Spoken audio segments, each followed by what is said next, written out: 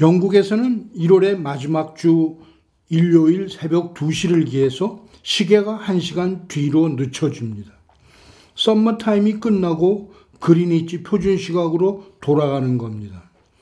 그날 하루는 늦잠을 1시간 더 잘 수 있다는 셈이죠.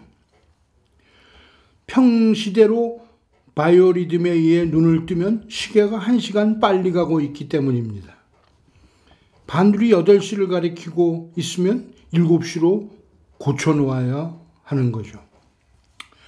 영국이 썸머타임을 시작하게 된 가장 큰 이유는 어린아이들이 추운 겨울철 아직 깜깜한 새벽길을 9시라고 등교하는 것이 너무 위험하다는 점에서 시작했다고 합니다.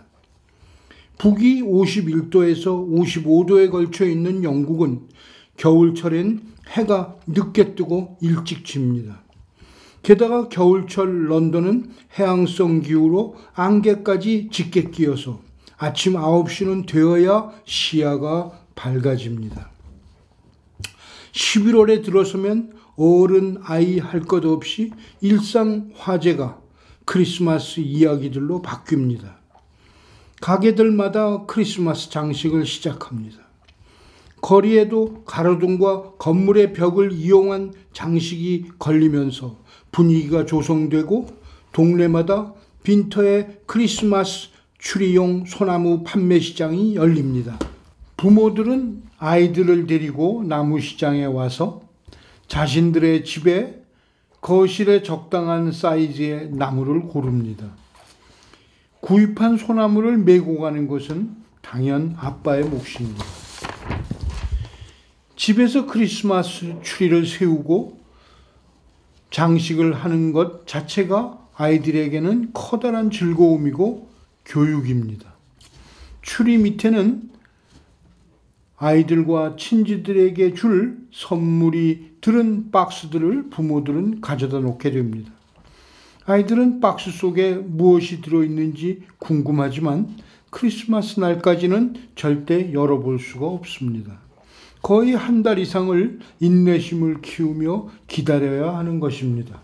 중순에 들었으면 런던 웨스트엔드 지역은 크리스마스 장식으로 뒤덮이고 점등 스위치를 누를 연예인이 결정됩니다. 리전 스트리트의 점등식은 1954년부터 매해 다른 주제를 가지고 크리스마스 장식을 설치하고 있습니다. 금년 2018년 주제는 The Spirit of Christmas입니다. 11월 15일 5시 30분부터 1시간 동안 열렸던 거리 축제 리전트 스트리트 점등식엔 BBC의 인기 드라마였던 독터 후에 출연했던 여배우 조디 위테커가 스위치를 누르고 웨스트엔드의 인기 그룹 드림걸스가 노래를 부르며 분위기를 띄웠습니다. 그러는 동안에 리전트 스트리트에 입주하고 있는 가게들에서 나온 직원들이 선물이나 경품 추천권 등을 들고 나와 모여있는 시민들에게 나누어 주기도 하였습니다. 지금 보여드리는 지도는 웨스트엔드 지역입니다.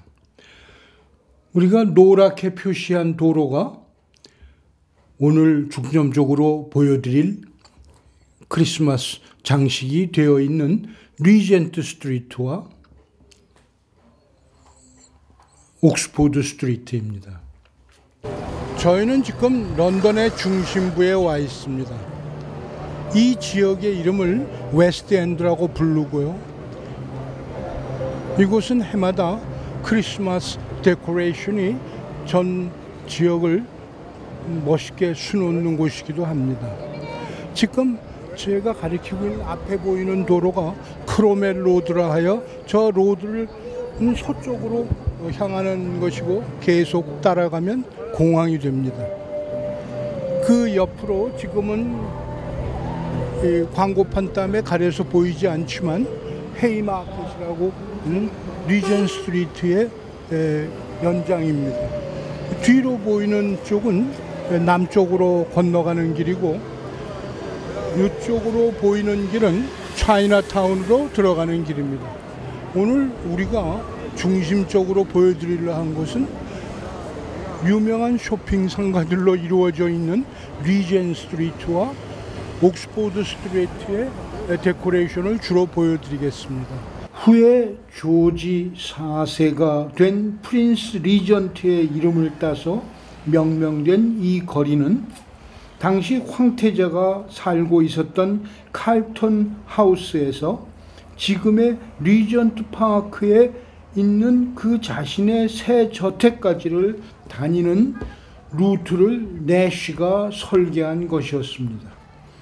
흔히들 리전 스트리트는 피카델리 서커스에서 옥스포드 사이에 놓여진 짧은 거리라고 생각하기 쉬우나 사실은 크리미아 전쟁 기념탑과 나이팅게일 동상이 있는 워털루 플레이스에서 시작하여 올 소울 처치가 길 가운데 버티고 서서 도로를 세 갈래로 나누어 놓는 랭함 플레이스에까지 이르는 도로입니다. 거리는 1823년부터 건설되기 시작했고 건설의 기본이 된 법령은 국회에서 승인한 리전 스트리트 1823이란 개발 계획에 의한 것이었습니다. 1825년에는 거리의 모습이 거의 완성됨으로써 당시 중상계급 및 귀족계급들의 사교와 쇼핑을 위한 런던의 중요한 한 부분이 만들어진 것이었습니다. 건축가 내쉬 자신이 지금은 일본 재벌 미쓰고시 백화점이 되어버린 리전트 스트리트의 14번지에 살았었고 지금의 극장 자리인 23번지에 레이디 해밀턴이 살기도 했었다고 합니다. 찰스 디킨스가 세인트 제임스 월에 그의 저서들을 보관하던 사절을 가지고 있었습니다. 1867년 카페 로얄이 모습을 나타냄과 동시에 예술가, 문인 등이 사랑하는 모임터가 되었는데 오스카 와일드, 버나드 쇼, T.S. 엘리오트 등 우리에게 낯익은 이름의 문인들이 이곳을 자주 들렀다고 전해지고 있습니다. 리전 스트리트의 유서 깊은 상점들로는 튜도 스타일의 3층 건물 리버티 백화점이 있습니다. 내부로 들어가면 마치 관광객으로 하여금 보물을 찾기 위해 알라딘의 동굴에 들어온 것 같은 착각을 느끼게 하게 하는 곳이기도 합니다. 전시장에 걸려있는 엄청난 옷 말고도 컴컴한 내부에 돌출된 석가래들과 반들반들 윤기나는 참나무 조각마루의 삐걱거리는 소리는 관광객의 흥미를 자아내고도 남습니다. 1873년에 개점한 이래 영국의 길잡이가 되고 있는 이 백화점에는 고전적인 리버티 프린트들과 도자기류, 골동품, 동양의 카페트 등이 전시 판매되고 있습니다.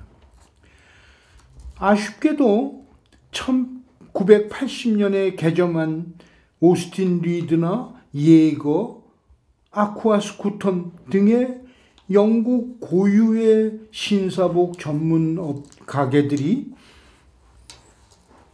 최근에 불황을 견디지 못하고 이 거리를 떠났습니다. 유일하게 버티고 있는 상점은 버버리 하나입니다. 대신에 애플, 나이키, 게스 등 거대한 상점들이 이 공간을 메꾸었습니다. 보석상 마핀 앤 웹은 사실 그 자체가 보물 같은 상점입니다.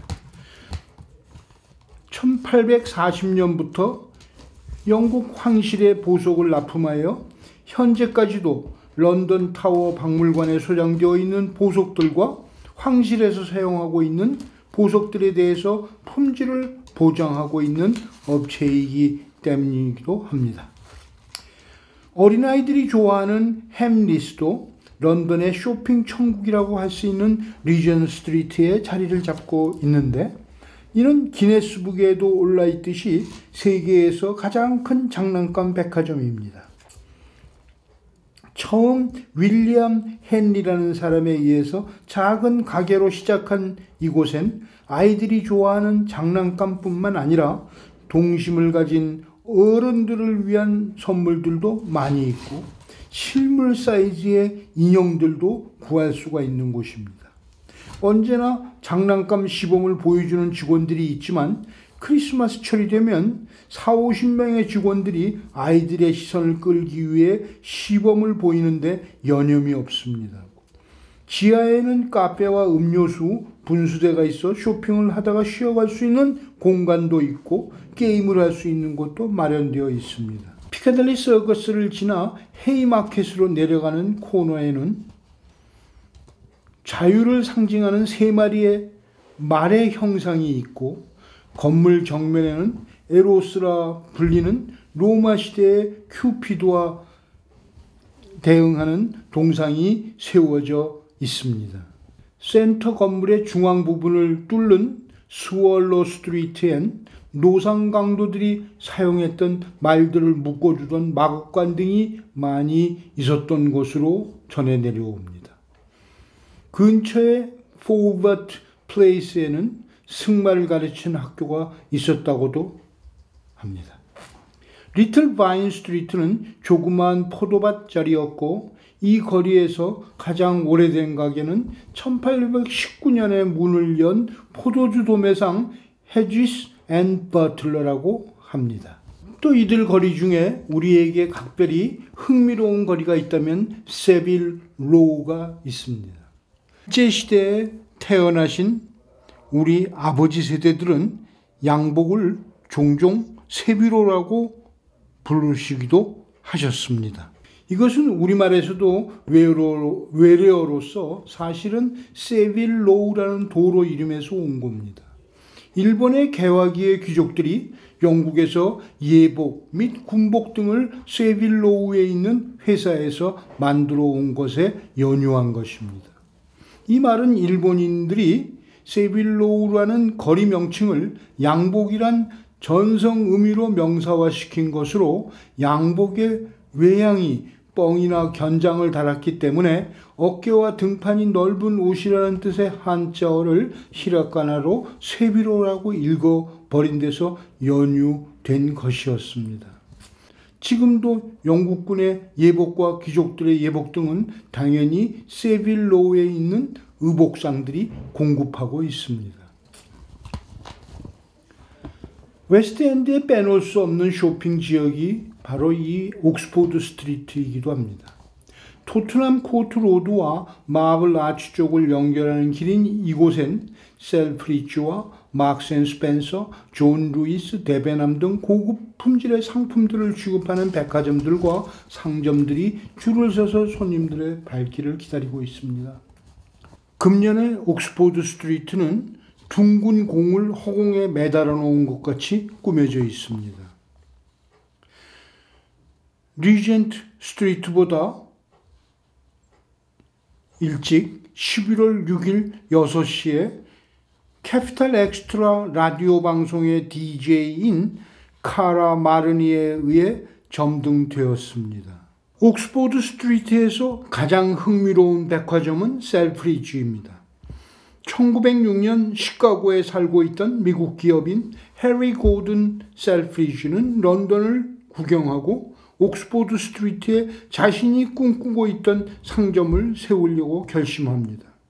카리스마가 있는 경영인으로 알려졌던 그는 2번의 세계대전을 런던에서 거치면서도 꿋꿋이 버텨내며 결국 대형 백화점으로 성공시킵니다. 셀프리지는 런던의 백화점 중에서 미제 상품이 가장 많이 진열되어 있는 곳이기도 합니다.